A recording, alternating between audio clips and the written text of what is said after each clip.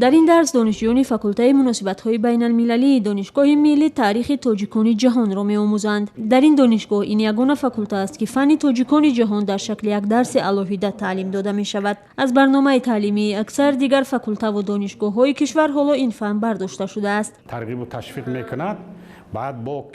شادیپور یوسفبک استادی دانشگاه ملی تدریس تاریخ تاجیکان جهان را برای اکثر دانشگاه‌ها مهم می‌شمارد. بعضی‌ها گمان می‌کنند که این تکرار تاریخ خلق تاجیک است. نه، کلاً دیگر است این فن. یعنی تاجیکان را از حدودی بیرون از تاجیکستان جستجو می‌کند. محققا تحقیق کردند، استاد منصور باباخانوف تحقیقات عالی‌ها جنبست کرده و خلاصه آمدند که در جهان زیاده از 50 میلیون تاجیکان هستند که می‌سازد که همین موردی مثلا آموزش قرار داده شد. تاریخ همین‌ها، تاریخ تاجیک‌های جهان.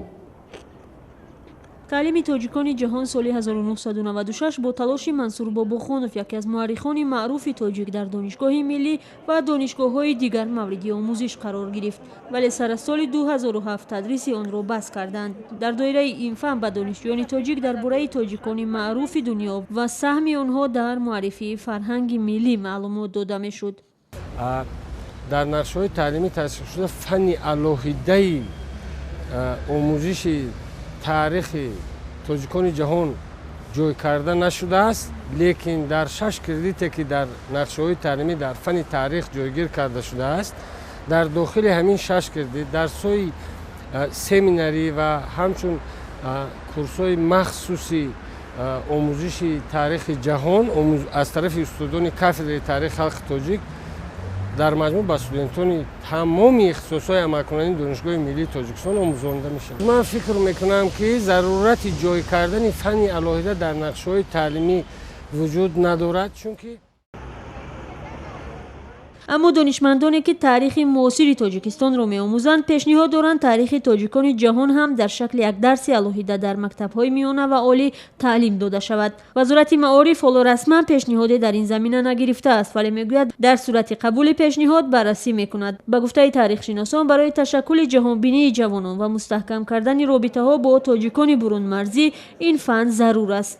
تا زمان استقلال علاقه‌های فرهنگی و اقتصادی تاجیکان برون مرزی با تاجیکان داخلی با نمایندگان تاجیکستان صاحب استقلال قریب وجود نداشت.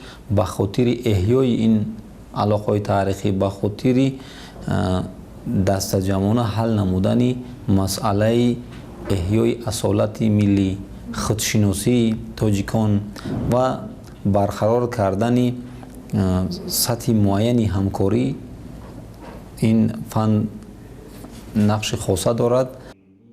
حالا معلوم نیست پیشنهاد مورخانی که تاریخ معاصر تاجیکستان را می‌آموزند قبول می‌شود یا نه. جانبداران احیای این فن با آن تاکید می‌کنند که تا زمان استقلال رابطه‌های تاجیکان داخلی با برون مرزی قریب کنده شده بود و به خاطر احیای علاقه‌های تاریخی و برقرار کردن همکاری‌ها آموزش تاریخ تاجیکان جهان در تاجیکستان مهم بود و حالا باید این فن در شکل یک درس علاهیده باشد.